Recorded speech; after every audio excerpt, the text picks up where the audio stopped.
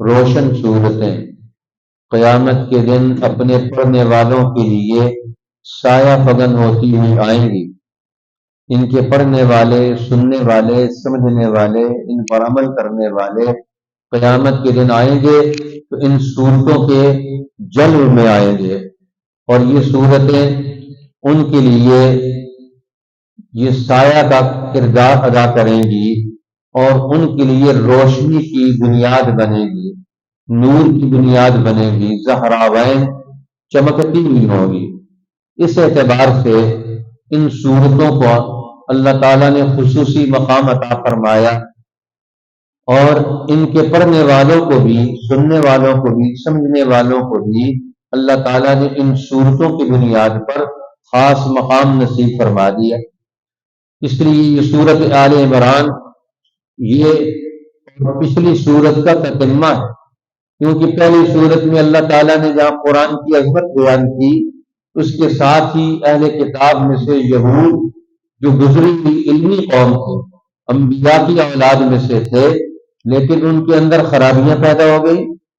تورات اللہ نے جن کو عظیم کتاب دی تھی، اس کتاب کا انہوں نے حق ادا نہیں کیا، تو اس سورت کریمہ میں پھر دونوں کو جمع کر دیا اللہ تعالیٰ نے، یہاں نصارہ کو اور ان کے ساتھ یہود کو، ان کو جمع کر کے اس سورت میں اسلام کی وہ جماعت، قرآن کی وہ جماعت جو دنیا میں عالمگیر انقلاب پیدا کرے گی، کل دنیا کو، انسانیت کو رہنمائی دے گی، اس جماعت کے تناظر میں ان دونوں جماعتوں کا تجزیہ کیا ہے کہ یہود تورات کے نظام کو قائم کرنے میں، اس کی اتباع میں کیوں ناکام ہوئے، اور نصارہ یہ بھی ان کے ساتھ مل کر انہوں نے اگلے دور میں اپنی عملی گمراہیوں سے اپنی جان کیوں نہیں چھڑائی۔ اس لیے قرآن حکیم کی یہ صورت تورات کے قانون کی اتباع میں ناکام ہونے پر ان دونوں گروہوں کو قرآن حکیم ہمارے سامنے نمونے کے طور پر پیش کرتا ہے کہ یہ دو گروہ اپنی کتابوں کو عمل میں لانے میں ناکام ہو گئے، لہذا تمہیں آج ناکام نہیں ہونا۔ مسلمانوں کے پاس بھی قرآن موجود ہے، کتاب مقدس موجود ہے، تو پھر اس میں کیوں ناکام ہو؟ لہذا ان جماعتوں کا مطالعہ کریں، ان کے اعمال بد کا مطالعہ کریں، اس کے اعتبار سے پھر قرآن حکیم کی دعوت پر غور کریں کہ قرآن حکیم کی دعوت کیا ہے۔ وہ دعوت ہے حنیفیت کے قیام کی۔ قل صدق اللہ فاتبعوا ملت ابراہیم حنیفا، کہہ دیجیے اللہ نے سچ فرمایا، اب تم تابعداری کرو ملت ابراہیمی کی، ابراہیم علیہ السلام کی ملت کی بنیاد پر۔ یہ اگلا دور وجود میں آئے گا، ساری دنیا انسانیت کے مسائل حل ہوں گے۔ تب قرآن حکیم یہاں ہمیں توجہ دلاتا ہے اس سورت کریمہ میں کہ اللہ جل شانہ مسلمانوں کو سمجھا رہے ہیں کہ تم اللہ سے تعلق پیدا کرو۔ اللہ کون ہے؟ الحی القیوم، وہ الحی، سب کو زندہ کرنے والا، سب کی روحانی ترقی اور ہر قسم کی باطنی قوتیں ان کو مہیا کرنے والا، القیوم، اور ان کی مادی قوتوں کو قائم رکھنے والا، اب وہ اللہ ہے۔ تو اب اللہ کا تعارف حاصل کر کے الحی القیوم کی صفات سے ربط پیدا کر کے، تعلق پیدا کر کے اپنے اندر کمال پیدا کرو، اہلیت پیدا کرو، صلاحیت پیدا کرو۔ اس لیے صلاحیت اور کمال کیا ہونا چاہیے؟ وہ ہے الفرقان، کہ تمہارے اندر فرقان پیدا ہو جائے۔ انزل الفرقان، اللہ نے فرقان کو اتارا۔ اب پھر قرآن حکیم کا تعارف کروایا کہ قرآن کیا ہے۔ والذی انزل علیک الکتاب منہ آیات محکمات ہن ام الکتاب، قرآن کی پہلی درجے کی وہ آیات ہیں جو محکمات ہیں، جو واضح، صاف اور دو ٹوک قانون ہے، جن کی تشریح کے بارے میں کسی زیادہ تفصیلات کی ضرورت نہیں ہے۔ یہ ام الکتاب، یہ اصل کتاب ہے، محکمات، جو واضح دو ٹوک اصول ہے۔ قرآن حکیم انسانی معاشرے کے لیے بتاتا ہے، جس کی زیادہ تفصیلات کی سمجھنے سمجھانے کی ضرورت نہیں۔ ہر انسان طبی طور پر، فطری طور پر ان آیات و محکمات سے اپنی زندگی کی رہنمائی لے سکتا ہے۔ مثلا قرآن کہتا ہے یتیم کا مال نہ کھاؤ، قرآن کہتا ہے دنیا میں عدل قائم کرو، قرآن کہتا ہے دنیا میں شرک نہ کرو، اب قرآن کہتا ہے کہ دنیا میں تم نماز پڑھو، قرآن حکیم کا معنی مطلب سمجھو، سیکھو، اس طرح کے واضح احکامات ہیں، ان کو محکمات کہا جاتا ہے، یقینی ہے، اور جن کی وضاحت کی زیادہ ضرورت نہیں، بالکل دو ٹوک نوعیت کی حامل آیات ہے، یہ اصل کتاب ہے۔ اور دوسری آیات، دوسری کون سی ہے؟ وَأُخَرُ مُتَشَابِهَاتٌ، قرآن کے اندر دوسری آیات بھی ہے، وہ متشابہات ہیں، جن کے معنی اور مفہوم کے تعین کرنے میں عقل کی ضرورت ہے، علم کی ضرورت ہے، صحبت انبیاء اور اہل علم کی ضرورت ہے۔ یہ قرآن حکیم کے قانون کے محکمات کے دلائل ہیں۔ حقیقت میں تو یہ مولانا شاہ اسماعیل شہید فرمایا کرتے تھے کہ یہ جو متشابہات ہیں یہ قرآن حکیم کے محکمات کے دلائل ہیں، لیکن ان کی تشریح کون کرے گا؟ جو قرآن حکیم پر، انبیاء کی سابقہ تعلیمات پر پورا وجود رکھتا ہوگا۔ اس لیے اللہ تعالیٰ نے اس سورت کے آغاز میں آیت نمبر 32 تک سابقہ آسمانی کتابوں کے دنیا میں آنے کے مقاصد کو بیان کیا، ان کے دلائل سمجھائے، یہ کتابیں دنیا میں کیوں آئیں، یہ کیا پیغام دینا چاہتی تھی۔ اس لیے متشابہات قرآن پاک کی دوسری آیات ہے جو متشابہات ہیں، جن کا معنی مطلب مفہوم سمجھنا، متعین کرنا وہ ہر ایک کے بس کی بات نہیں ہے، لہذا عام لوگوں کو اس میں دخل نہیں دینا چاہیے۔ اور اس میں سے بھی جو اہل علم بھی اس کی تشریح کریں گے، وہ کون سی تشریح ہوگی جو صحیح ہوگی؟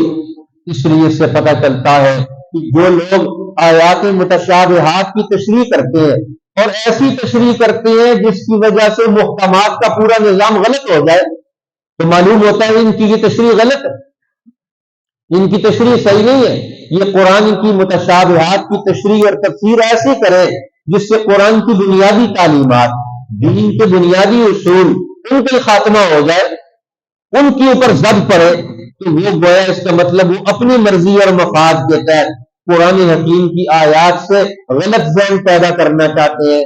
کسی طرف قرآن کے علم و عمل سے انسان مایوس ہو جائے، مشکوک ہو جائے، قرآن کی وہ تفسیر سن کر سمجھ جاؤ یہ قرآن کی تفسیر کرنے والا، قرآن کی آیات کی وضاحت کرنے والا یہ چوک گیا، یہ بیٹھ گیا، یہ اپنے سامعین کو یقین دلانے کے بجائے، قرآن کی طرف لانے کے بجائے، یہ اس کے اور قرآن کے درمیان رکاوٹ پیدا کر رہا۔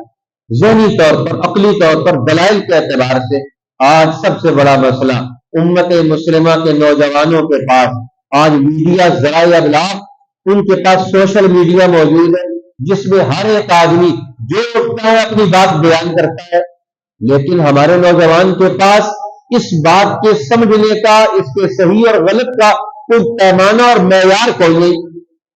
قرآن یہ معیار پیدا کرنا چاہتا ہے انبیاء کی صحبت سے، علماء اور نائبین رسول کی صحبت سے امت کے اندر فرقان کی صفت پیدا کرنا چاہتا ہے کہ یہ جو بیان کرے یہ سمجھ جائے۔ مثلا قرآن کی آیات کہاں وجود میں آئی؟ یہ اللہ کے پاس، یہ ملائے اعلیٰ میں یہ فیصلے وہاں ہوئے۔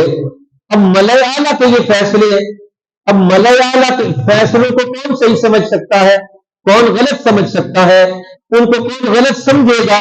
قرآن نمونے کے طور پر عیسائیوں کو پیش کرتا ہے۔ دیکھو عیسائیوں نے عیسیٰ علیہ السلام کو جو اللہ کے بندے تھے ان کو خدا بنا لیا۔ ان کی غلطی کیا تھی؟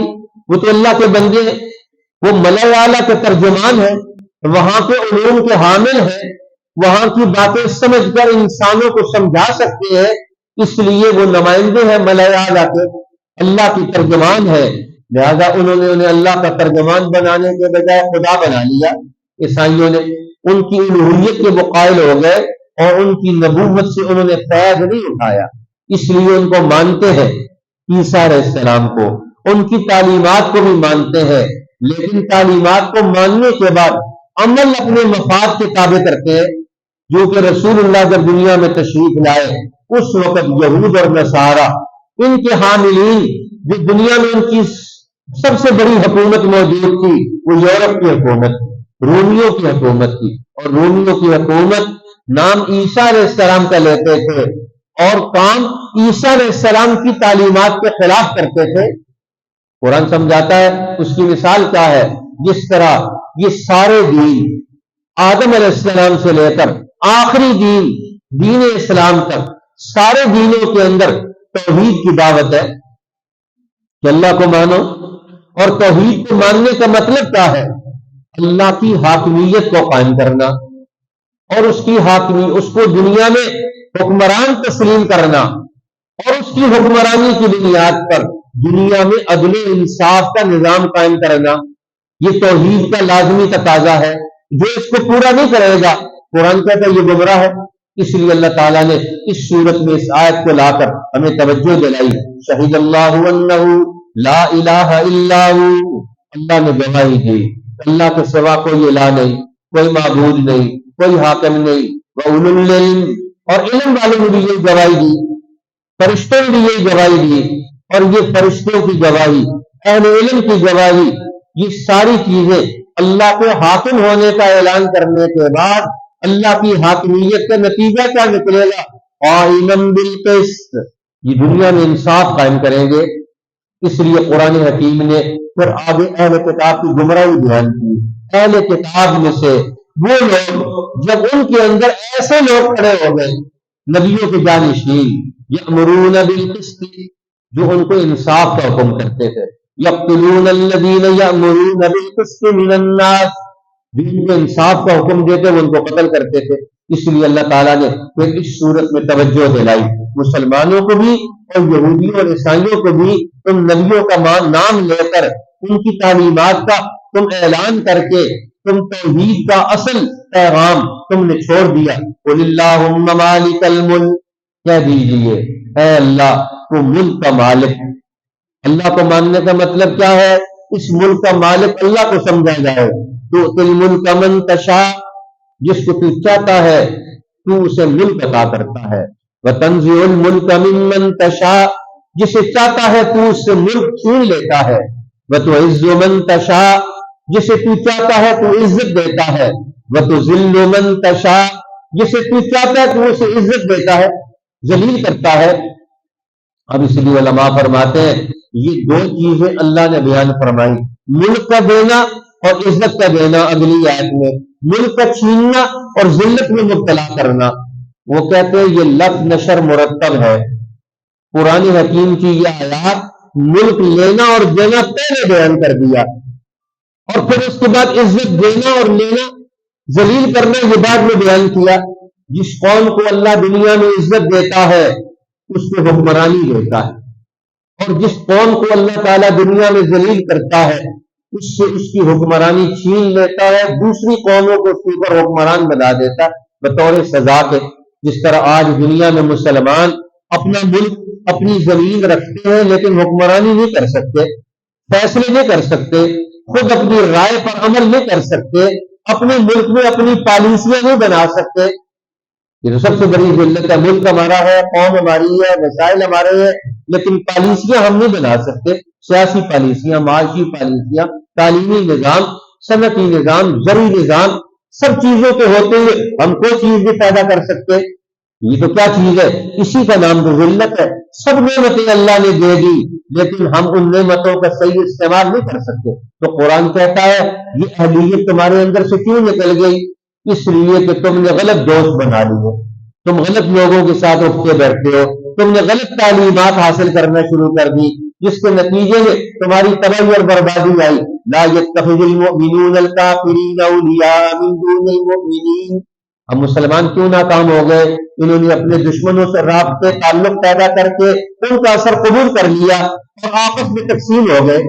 اس لیے جب مسلمان آپس میں تقسیم ہوں گے اور غیروں کے اثر کو قبول کر کے ان کے ماتحت ہو جائیں گے، اللہ تعالیٰ کی طرف کی طرف چلے جائیں گے۔ لہٰذا اللہ کے محبوب بندے وہ آ کر انسانوں کو اس گمراہی سے نکالتے ہیں۔ تو اللہ نے فرمایا میرے پیغمبر ان کو بتا دیجئے قل ان کنتم تحبون اللہ فاتبعونی، تم اگر چاہتے ہو اللہ تمہیں محبوب بنا لے، ان کنتم تحبون اللہ، تم اگر اللہ سے محبت کرنا چاہتے ہو تو میری تابعداری کرو، میری اطاعت کرو۔ اب قرآن کی صحیح تشریح کون کرے گا؟ اللہ کی کتابوں کی صحیح تشریح کون کرے گا؟ وہ نبی کرے گا۔ میری اتباع کرو، جو میں تمہیں بتاؤں وہ بات مانو۔ یحببکم اللہ، اللہ تمہیں محبوب بنائے گا، تمہارے گناہ معاف کرے گا۔ پھر اللہ تعالیٰ نے دوبارہ بیان کیا حضرت عیسیٰ علیہ السلام کا خاندانی نظام، یہ اہل علم کا خاندان تھا، بنی اسرائیل کا، آل عمران کا، بنی اسرائیل کا یہ خاندان بیت المقدس کے ذمہ داریوں کا حامل تھا۔ بیت المقدس کا پورا تعلیمی نظام یہ آل عمران کے پاس تھا، حضرت زکریا علیہ السلام کے پاس تھا، آل عمران کے پاس تھا، حضرت مریم کے والد کے پاس تھا، حضرت عیسیٰ علیہ السلام کے نانا کے پاس تھا۔ اب بیت المقدس انبیاء بنی اسرائیل کا مرکز ہے، اور اس مرکز کا حامل خاندان اس مرکز کو کیسے آباد کرے گا؟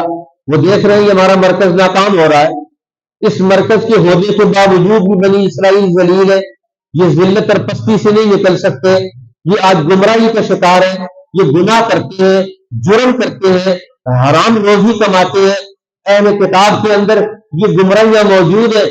اب بنی اسرائیل کے سارے خاندان کے لوگ مل کر راتوں کو اٹھ کر دعائیں مانگا کرتے تھے کہ اے اللہ ہمارا مستقبل بدل جائے، ہمیں ایسے لیڈر عطا فرما، ایسے رہنما عطا فرما، ایسی ہدایت اور تعلیم دے جس سے ہمارا بیت المقدس مرکز تو موجود ہے لیکن اس مرکز سے آ کر رہنمائی لینے والے دینے والے لوگ کمزور ہو گئے، لہذا طاقتور رہنما یہاں نصیب ہو گئے۔ اب حضرت مریم قرآن اس دور میں ایک عورت کا تذکرہ کرتا ہے کہ اس خاندان کی ایک عورت، اس کے اندر جذبہ موجود ہے، ارادہ موجود ہے، نیت موجود ہے کہ ہماری قومی زندگی بدل جائے، ہماری اجتماعی زندگی بدل جائے۔ بیت المقدس کا وہ کردار جو حضرت داؤد سلیمان علیہ السلام کے دور میں تھا، وہ کردار وجود میں آئے، اس کے لیے کیسے ہوگا؟ اب وہ عورت اللہ سے دعائیں مانگتی ہے، اے اللہ میں اپنے آپ کو بیت المقدس کے اس مستقبل کی خدمت کے لیے اپنے آپ کو تیار کر کے تیرے سامنے پیش کرتی ہوں۔ رب انی نذرت لک ما فی بطنی محررا، میرے پیٹ کا بچہ، آنے والی نسل، میں اس کو تیرے نام پہ آزاد کرتی ہوں، کوئی کام اس کو نہیں کرواؤں گی، وہ تیرا علم لے کر، تیرا نظریہ لے کر، تیرے نبیوں کا طریقہ لے کر بیت المقدس کی آبادی کا اگلا دور پیدا کرے، میں نے اسے آزاد کر دیا۔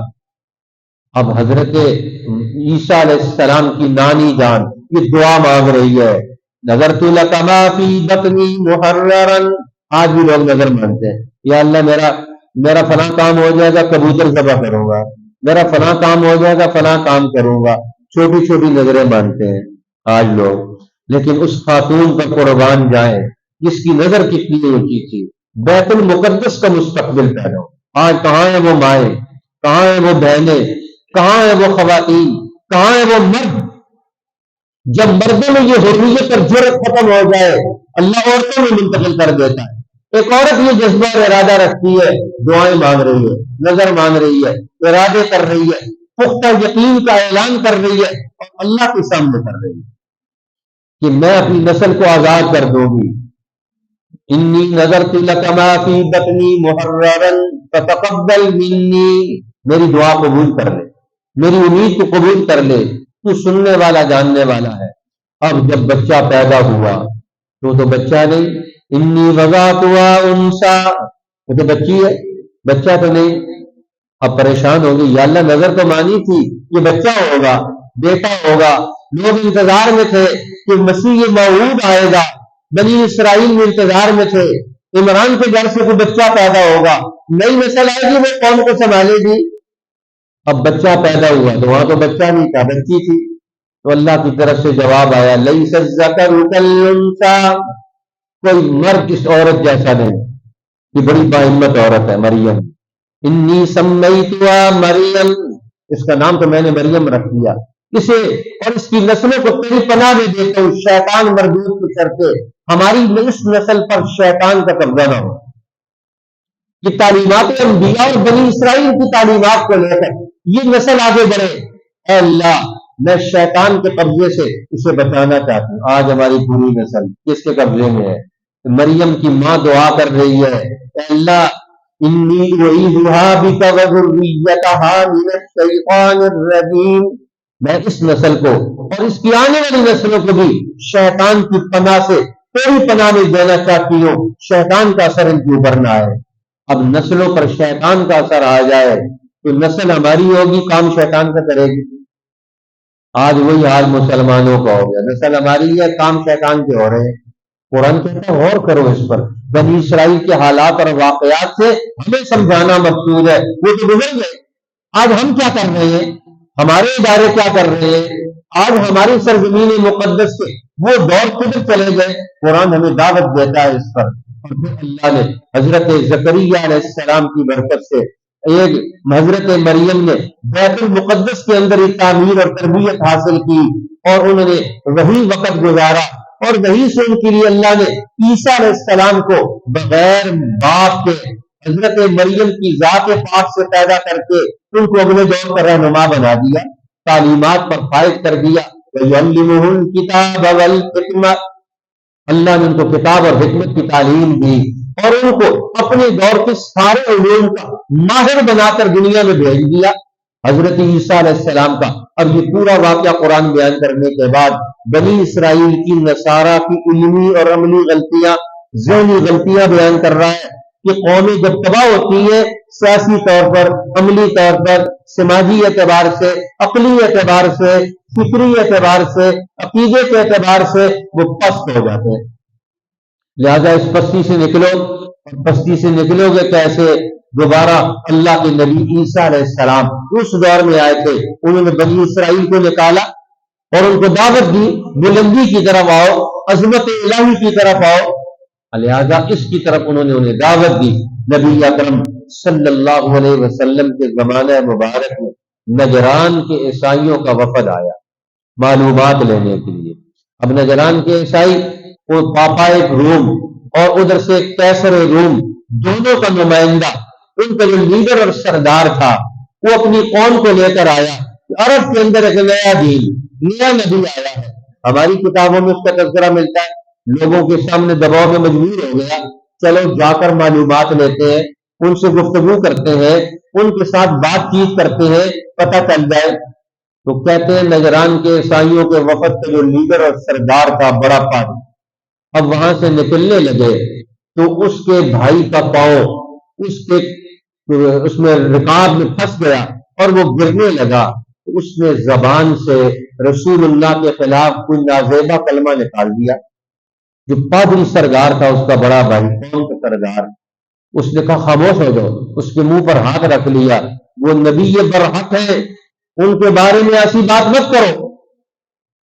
اس نے کہا جب نبی برحق ہے تو پھر ان سے گفتگو کرنے کے لیے کیوں جا رہے ہو، مکالمہ کرنے کے لیے کیوں جا رہے ہو، پھر ان کی بات مانو۔ وہ کہتا ہے مکالمہ نہیں کر سکتے ہم، یہ جو ہماری لیڈرشپ ہے، ہمیں وسائل ملے ہوئے ہیں، عزت ملی ہوئی ہے، کیسر روم کی طرف سے پیسے ملتے ہیں سالانہ بنیاد پر، اور پاپا روم کی طرف سے ہمیں یہ سب نعمتیں ملی ہوئی ہیں، یہ سب عزت اور سب افتخار کی چیزیں سب چھن جائیں گی، لہذا اس بات کی طرف مت آؤ، ہم نے تو اپنے لوگوں کو بھی مطمئن کرنا ہے۔ لہذا یہ وقت گیا، مسجد نبوی میں جا کر رسول اللہ نے ان کو ٹھہرایا اور ان سے بات چیت کی۔ یہ مسجد نبوی مقدس کی طرف اپنی نماز پڑھتے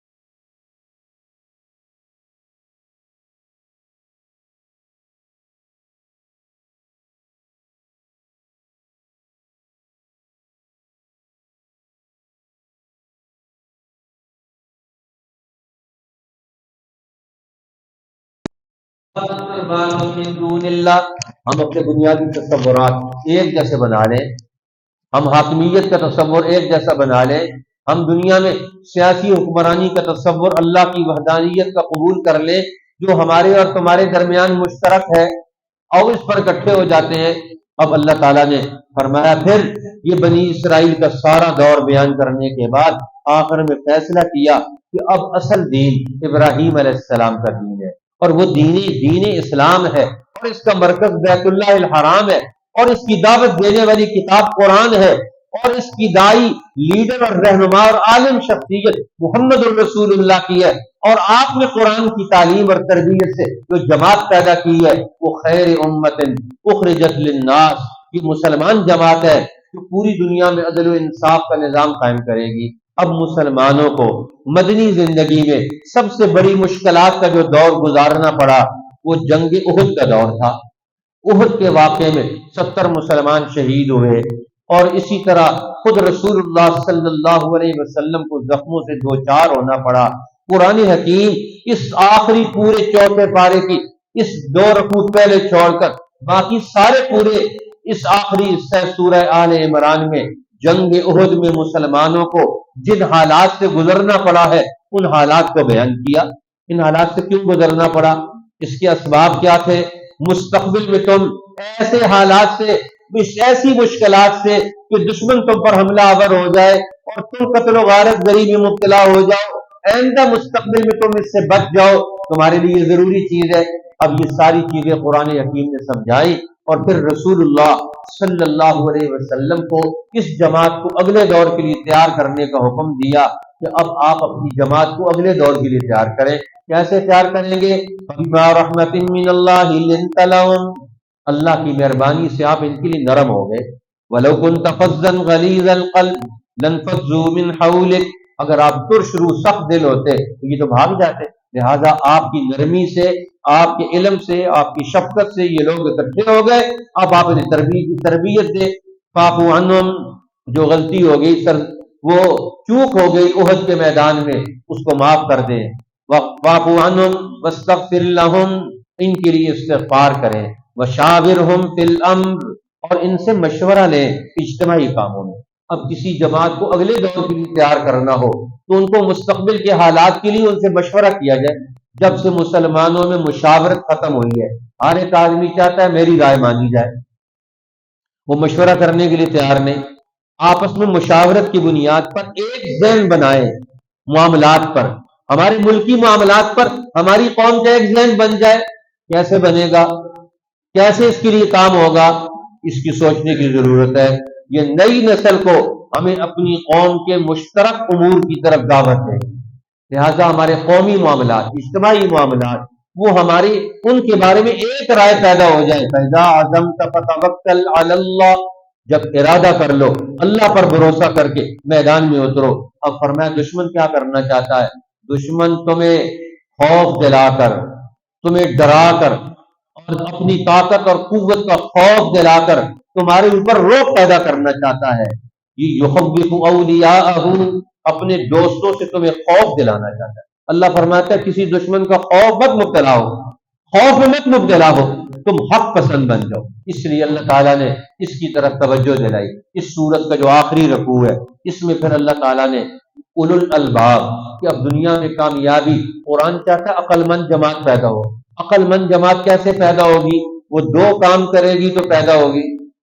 اس لیے حدیث پاک میں آتا ہے رسول اللہ صلی اللہ علیہ وسلم جب روزانہ تہجد کی نماز کے لیے سحری کو اٹھا کرتے تھے رات کے آخری حصے میں، یہ آخری رکوع سورہ آل عمران کا، چارپائی پر بستر پر بیٹھے ہوئے اٹھتے ساتھ سب سے پہلے یہ اس رکوع کی تلاوت کرتے تھے، یہ رکوع پڑھا کرتے تھے۔ ان فی خلق السماوات والارض واختلاف اللیل والنہار، پورا رکوع جس میں دعائیں بھی ہیں۔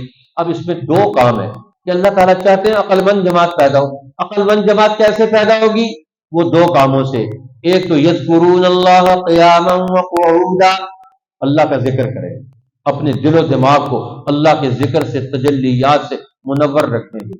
ذکر کرنا، یہ ذکر سے قلبی قوتیں، باطنی صلاحیتیں یہ نکھر جاتی ہیں، ان کو مانج دیا جاتا ہے اندر سے۔ اللہ کا ذکر اندر کو دھو دیتا ہے. انسان کے اندر علم اور حکمت کی صلاحیت پیدا ہو جاتی ہے. برتن صاف ہوگا تو اندر کچھ ڈالا جائے گا. اب تمہارا برتن ہی اندر کا گندا ہے تو ذکر الہی سے اندر کا برتن صاف ہوتا ہے. ان لکل شیء سقالا وسقالۃ القلوب ذکر اللہ. ہر چیز کو ماننے کا چمکانے کا ایک ذریعہ ہوتا ہے, اور دلوں کو چمکانے کا ذریعہ کیا ہے؟ وہ اللہ کا ذکر ہے. اور دوسری چیز عقل مند جماعت بنتی ہے, ایک تو اس کا باطن نور والا بن جائے, اور دوسرا اس کا دماغ فکر اور سوچ کا حامل بن جائے. یتفکرون فی خلق السماوات والارض, زمین و آسمان کی تخلیق پر غور کرتے ہیں. یہ زمین و آسمان کا نظام کیسے چل رہا ہے, اس میں مادی پہلو کون سا ہے, غیر مادی پہلو کون سا ہے, ہمارے نفع کی چیز کون سی ہے, ہمارے نقصان کی چیز کون سی ہے, اس پر وہ غور و فکر کرتے ہیں. اور پھر اللہ سے دعائیں مانگتے ہیں, اے اللہ یہ کارخانہ حیات یہ بیکار اور باطل نہیں ہے, یہ حق کے ساتھ تو نے پیدا کیا ہے, ہمیں اپنی کمزوریاں دور کر کے دنیا میں طاقتور بننے کی توفیق عطا فرما. اور اس کی آخری آیت ہے, یا ایھا الذین آمنوا اصبروا, اے ایمان والو اب حق راہ پر ڈٹ جاؤ. وصابروا, اور ایک دوسرے کو بھی صبر کی تلقین کرو. ورابطوا, اور آپس کا رابطہ بحال کرو, آپس میں ربط پیدا کرو, رباط پیدا کرو. دشمن کو اپنے اندر مت داخل ہونے دو. رابطو یہ رابطے سے بھی ہے, اور رابطو رباط سے بھی ہے. رباط یوم فی سبیل اللہ, رباط کس کو کہتے ہیں؟ کہ اپنی مملکت کی سرحد پر چوکیداری کرنا, کہ کوئی دشمن ہمارے ملک کے اندر ہماری قوم پر حملہ آور نہ ہو سکے. اپنی قوم کو ہر حملے سے بچانا, اس کا نام ہوتا ہے رباط. کوئی دشمن ہم پر حملہ آور ہو کر ہمیں نقصان نہ پہنچا سکے. اپنی سرحدوں پر ہم نے ایسی پہرہ داری کرنی ہے. اب ہم سرحدوں پر بیٹھے ہوئے, دشمن اندر بیٹھا ہوا ہے. آج ہمارے یہاں لوگ کہتے ہیں ہماری سرحدیں, ہم سرحدوں کی مضبوط حصار پر کردار ادا کریں گے. کیا کردار ادا کریں گے؟ آج دشمن کے پاس میزائل ٹیکنالوجی ہے, وہ دور بیٹھے ہوئے بٹن دباتا ہے اور بم آ کر, میزائل آ کر ہمارے علاقوں میں گر جاتے ہیں, تباہی بربادی پھیلا کر چلے جاتے ہیں. ہم اپنی کس سرحد کی حفاظت کر رہے ہیں؟ بچے ہمارے اور ہزاروں میل دور کی تعلیمات ان تک پہنچ رہی ہیں, ذہن ان کے پاس دشمن کا پہنچ رہا ہے, ہمارا ذہن تو نہیں پہنچ رہا. آج ہم اپنی سرحدوں کی کیسی حفاظت کریں گے؟ قرآن کہتا ہے رابطو, رباط اختیار کرو, اپنی مضبوط قوت, راتوں کو اللہ کی راہ میں جاگنا, کہ کوئی دشمن ہماری سرحد سے اندر داخل نہ ہو. آج کی سرحدیں کون ہیں کہ جس میں ہم جاگ کر اپنی نسل کو, اپنے ملک کو, اپنے وطن کو, اپنی سرزمین کو, اپنی قوم کو دشمن سے بچائیں گے. واتقوا اللہ, اور اللہ سے ڈرو, تقویٰ پیدا کرو, باطن کا شعور پیدا کرو. لعلکم تفلحون, تاکہ تمہیں کامیابی ملے. اللہ جل شانہ ہمیں دنیا اور آخرت کی کامیابی نصیب فرمائے. اللہ